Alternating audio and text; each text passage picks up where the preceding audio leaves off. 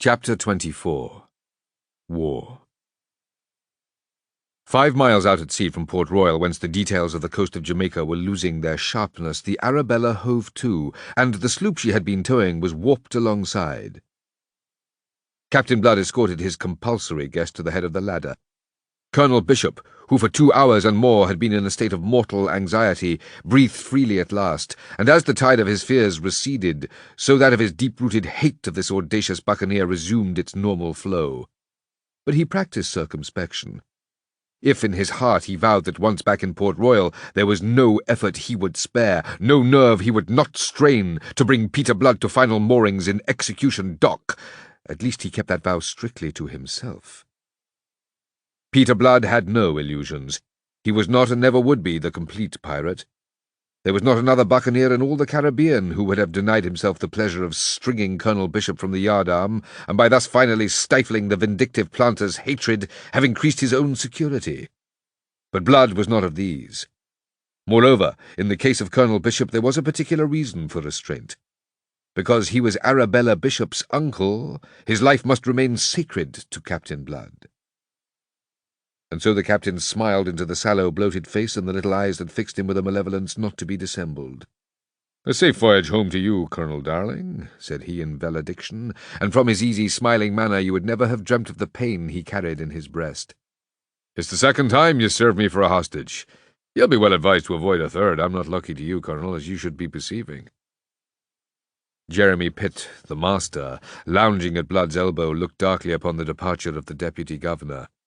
Behind them, a little mob of grim, stalwart, sun-tanned buccaneers were restrained from cracking Bishop like a flea only by their submission to the dominant will of their leader.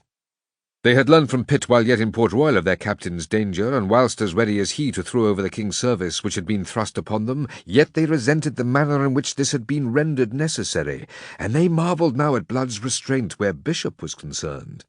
The deputy governor looked round and met the lowering, hostile glances of these fierce eyes. Instinct warned him that his life at that moment was held precariously, that an injudicious word might precipitate an explosion of hatred from which no human power could save him. Therefore he said nothing.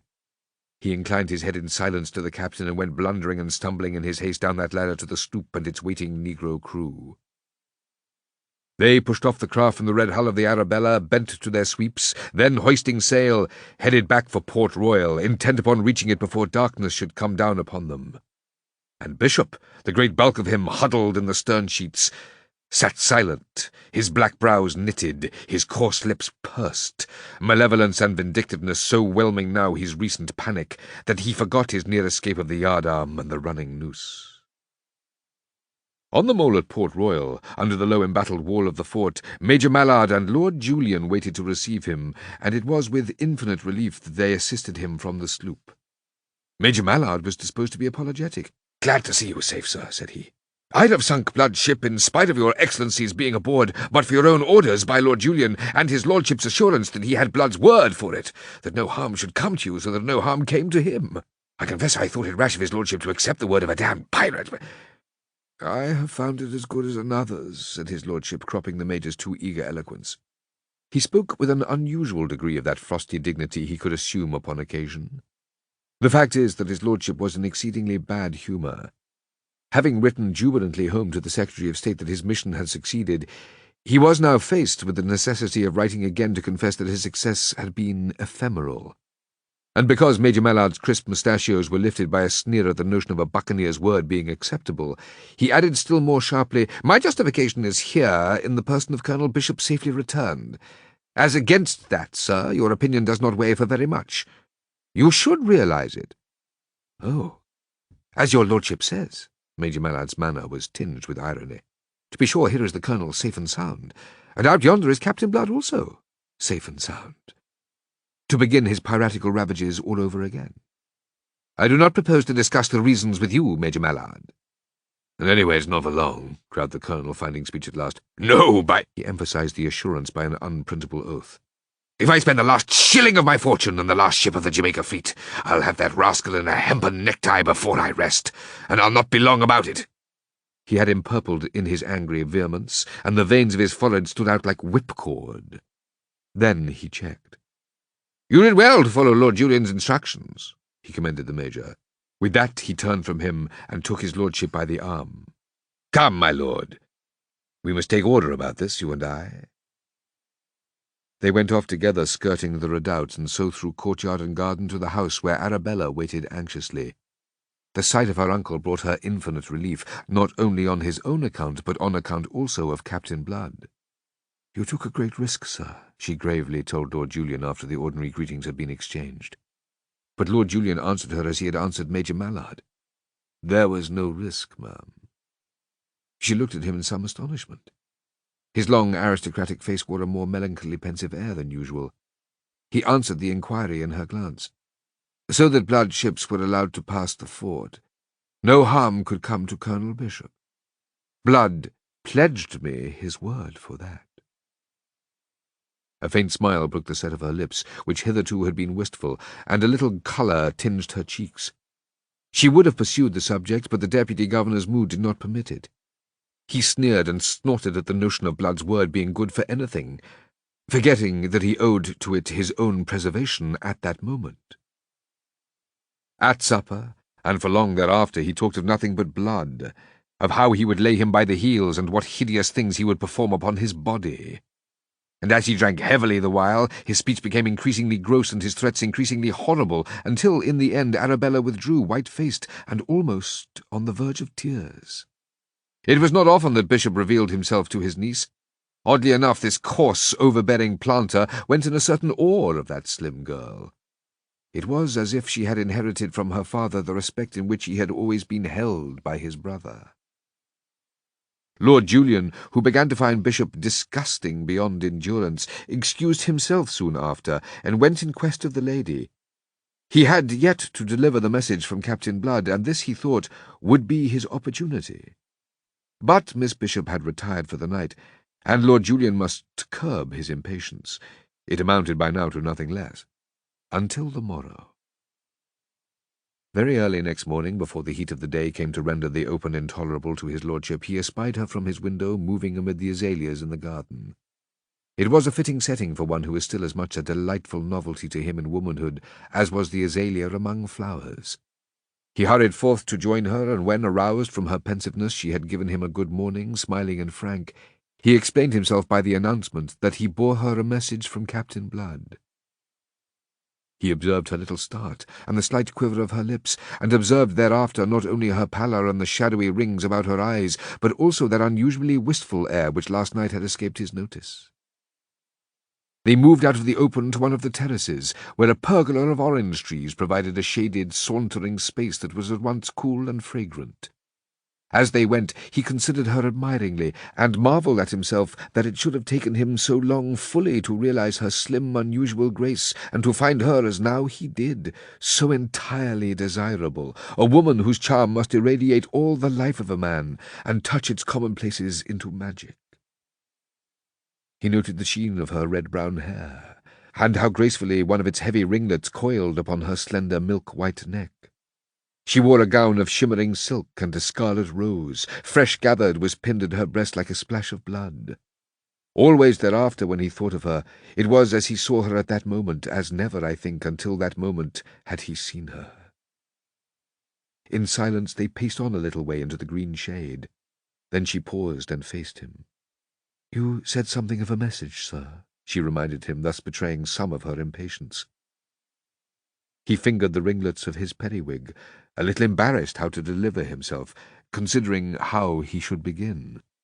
"He desired me," he said at last, "to give you a message that should prove to you that there is something left in him of the unfortunate gentleman that for which once you knew him." "That is not now necessary," said she very gravely. He misunderstood her, of course, knowing nothing of the enlightenment that yesterday had come to her. "I think, nay, I know, that you do him an injustice," said he. Her hazel eyes continued to regard him. "If you will deliver the message, it may enable me to judge."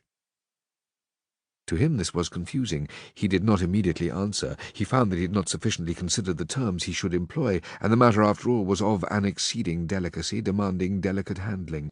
It was not so much that he was concerned to deliver a message as to render it a vehicle by which to plead his own cause.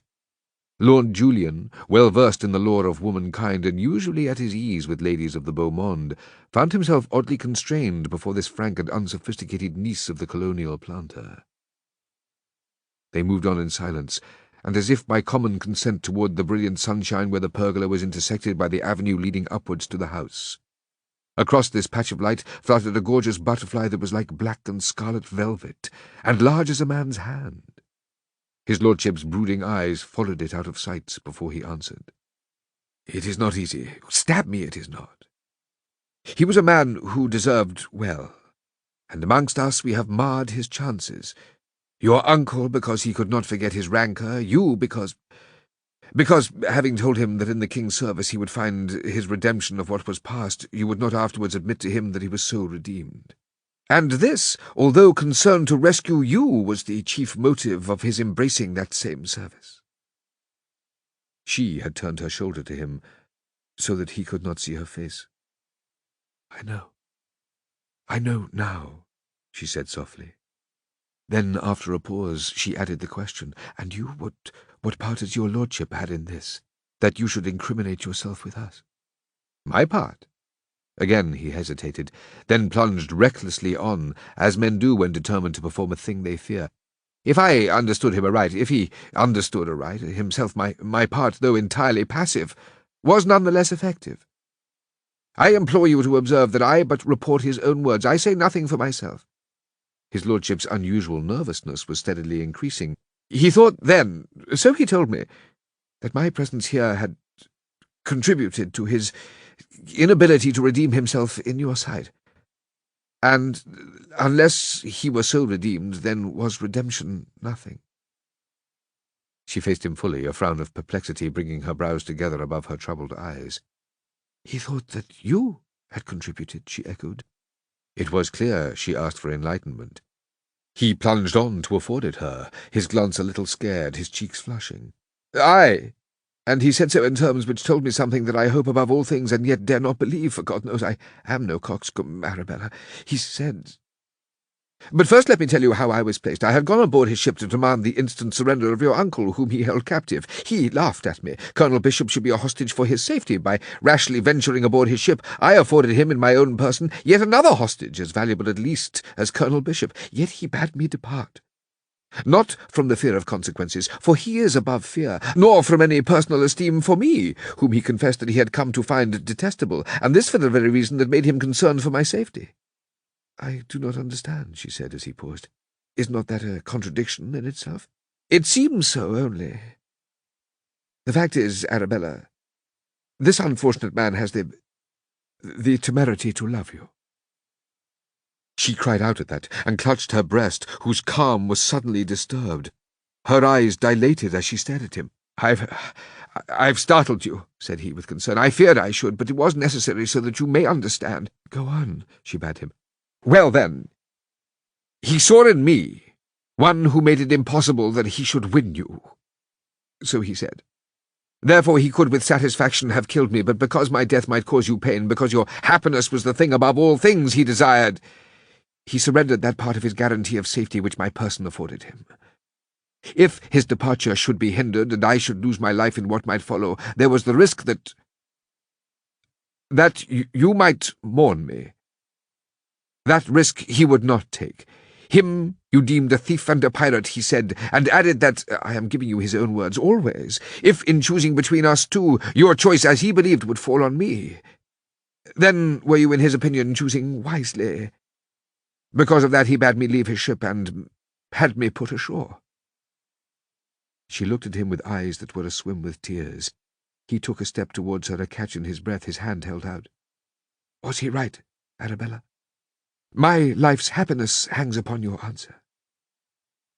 But she continued silently to regard him with those tear-laden eyes without speaking, and until she spoke he dared not advance farther.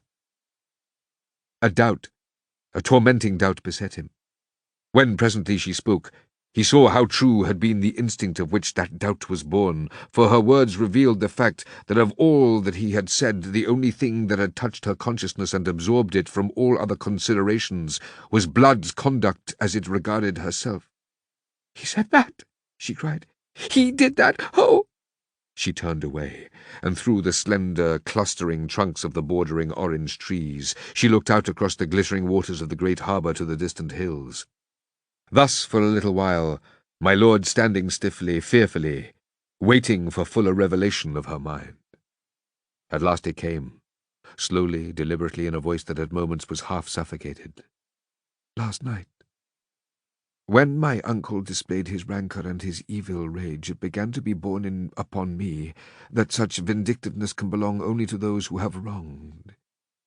It is the frenzy into which men whip themselves to justify an evil passion. I must have known then, if I had not already learnt it, that I had been too credulous of all the unspeakable things attributed to Peter Blood. Yesterday I had his own explanation of that tale of Levasseur that you heard in St. Nicholas, and now this. This but gives me confirmation of his truth and worth. To a scoundrel such as I was too readily brought to believe him, the act of which you have just told me would have been impossible." "That is my own opinion," said his lordship gently. "It must be. But even if it were not, that would now weigh for nothing. What weighs, oh, so heavily and bitterly, is the thought that, but for the words in which yesterday I repelled him, he might have been saved. If only I could have spoken to him again before he went. I waited for him, but my uncle was with him, and I had no suspicion that he was going away again. And now he is lost, back at his outlawry and piracy, in which ultimately he will be taken and destroyed. And the fault is mine. Mine." "What are you saying? The only agents were your uncle's hostility and his own obstinacy, which would not study compromise. You must not blame yourself for anything." She swung to him with some impatience, her eyes aswim in tears. "You can say that, and in spite of his message, which in itself tells me how much I was to blame. It was my treatment of him, the epithets I cast at him that drove him. So much he has told you, I know it to be true." "You have no cause for shame," said he, "and as for your sorrow, why, if it will afford you solace, you may still count on me to do what men can to rescue him from this position." She caught her breath. "You will do that?" she cried with sudden eager hopefulness. "You promise?" She held out her hand to him impulsively. He took it in both his own. "I promise," he answered her. And then, retaining still the hand she had surrendered to him, "Arabella," he said very gently, "there is still this other matter upon which you have not answered me." This other matter? Was he mad, she wondered? Could any other matter signify in such a moment? "This matter that concerns myself and all my future oh so very closely. This thing that Blood believed, that prompted him, that you are not indifferent to me." He saw the fair face change colour and grow troubled once more. "Indifferent to you?" said she. "Why, no. We have been good friends. We shall continue so, I hope, my lord." "Friends? Good friends?" He was between dismay and bitterness. "It is not your friendship only that I ask, Arabella. You heard what I said, what I reported. You will not say that Peter Blood was wrong?" Gently she sought to disengage her hands, the trouble in her face increasing. A moment he resisted, then realizing what he did, he set her free. "Arabella!" he cried on a note of sudden pain. "I have friendship for you, my lord. But only friendship." His castle of hopes came clattering down about him, leaving him a little stunned. As he had said, he was no coxcomb, yet there was something that he did not understand. She confessed a friendship. It was in his power to offer her a great position, one to which she, a colonial planter's niece, however wealthy, could never have aspired even in her dreams. This she rejected, yet spoke of friendship. How far had he been mistaken? Had he been as mistaken in her feelings towards himself as he obviously was in her feelings towards his lordship? In that case— His reflections broke short. To speculate was to wound himself in vain. He must know. Therefore he asked her with grim frankness, "Is it Peter Blood?" "Peter Blood," she echoed. At first she did not understand the purport of his question. When understanding came, a flush suffused her face. "I do not know," she said, faltering a little. This was hardly a truthful answer, for, as if an obscuring veil had suddenly been rent that morning, she was permitted at last to see Peter Blood in his true relations to other men, and that sight, vouchsafed her 24 hours too late, filled her with pity and regret, and yearning. Lord Julian knew enough of women to be left in no further doubt. He bowed his head so that she might not see the anger in his eyes, for as a man of honour he took shame in that anger which as a human being he could not repress. And because nature in him was stronger, as it is in most of us, than training, Lord Julian from that moment began, almost in spite of himself, to practise something that was akin to villainy. I regret to chronicle it of one for whom, if I've done him any sort of justice, you should have been conceiving some esteem. But the truth is that the lingering remains of the regard in which he had held Peter Blood were choked by the desire to supplant and destroy a rival. He had passed his word to Arabella that he would use his powerful influence on Blood's behalf. I deplore to set it down that not only did he forget his pledge, but secretly set himself to aid and abet Arabella's uncle in the plans he laid for the trapping and undoing of the buccaneer. He might reasonably have urged, had he been taxed with it, that he conducted himself precisely as his duty demanded. But to that he might have been answered that duty with him was but the slave of jealousy in this. When the Jamaica fleet put to sea some few days later, Lord Julian sailed with Colonel Bishop in Vice-Admiral Crawford's flagship. Not only was there no need for either of them to go, but the Deputy Governor's duties actually demanded that he should remain ashore, whilst Lord Julian, as we know, was a useless man aboard a ship. Yet both set out to hunt Captain Blood, each making of his duty a pretext for the satisfaction of personal aims. And that common purpose became a link between them, binding them in a sort of friendship that must otherwise have been impossible between men so dissimilar in breeding and in aspirations. The hunt was up. They cruised a while off Hispaniola, watching the windward passage, and suffering the discomforts of the rainy season which had now set in. But they cruised in vain, and after a month of it, returned empty-handed to Port Royal, there to find awaiting them the most disquieting news from the old world. The megalomania of Louis XIV had set Europe in a blaze of war. The French legionaries were ravaging the Rhine provinces, and Spain had joined the nations leagued to defend themselves from the wild ambitions of the King of France. And there was worse than this. There were rumours of civil war in England, where the people had grown weary of the bigoted tyranny of King James. It was reported that William of Orange had been invited to come over. Weeks passed, and every ship from home brought additional news. William had crossed to England, and in March of that year, 1689, they learnt in Jamaica that he had accepted the crown, and that James had thrown himself into the arms of France for rehabilitation. To a kinsman of Sunderland's, this was disquieting news indeed. It was followed by letters from King William's Secretary of State informing Colonel Bishop that there was war with France, and that in view of its effect upon the colonies, a Governor-General was coming out to the West Indies in the person of Lord Willoughby, and that with him came a squadron under the command of Admiral van der Kuylen to reinforce the Jamaica fleet against eventualities. Bishop realized that this must mean the end of his supreme authority, even though he should continue in Port Royal as Deputy Governor. Lord Julian, in the lack of direct news to himself, did not know what it might mean to him, but he had been very close and confidential with Colonel Bishop regarding his hopes of Arabella, and Colonel Bishop, more than ever now that political events put him in danger of being retired, was anxious to enjoy the advantages of having a man of Lord Julian's eminence for his relative. They came to a complete understanding in the matter, and Lord Julian disclosed all that he knew. "There is one obstacle in our path," said he. "Captain Blood. The girl is in love with him." "You're surely mad," cried Bishop, when he had recovered speech. "You are justified of the assumption," said his lordship dolefully. "But I happen to be sane and speak with knowledge." "With knowledge?" "Arabella herself has confessed it to me." "The brazen baggage! By God, I'll bring her to her senses." It was the slave driver speaking, the man who governed with a whip. "Don't be a fool, Bishop." His lordship's contempt did more than any argument to calm the colonel. "That's not the way with a girl of Arabella's spirit, unless you want to wreck my chances for all time. You'll hold your tongue and not interfere at all." "Not interfere? My God, what then?" "Listen, man. She has a constant mind. I don't think you know your niece. As long as Blood lives, she will wait for him." "Then, with Blood dead, perhaps she will come to her silly senses." "Now you begin to show intelligence," Lord Julian commended him. "That is the first essential step. And here is our chance to take it. Bishop warmed to a sort of enthusiasm. This war with France removes all restrictions in the matter of Tortuga. We are free to invest it in the service of the crown. A victory there, and we establish ourselves in the favour of this new government. Ah, said Lord Julian, and he pulled thoughtfully at his lip.